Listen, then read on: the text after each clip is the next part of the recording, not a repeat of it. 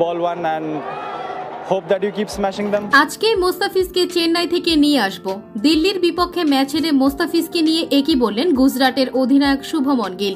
দর্শক, দিল্লির অরুণ জেটলি স্টেডিয়ামে আজ বুধবার মুখোমুখি হয়েছিল দিল্লি ক্যাপিটালস ও গুজরাট টাইটান্স।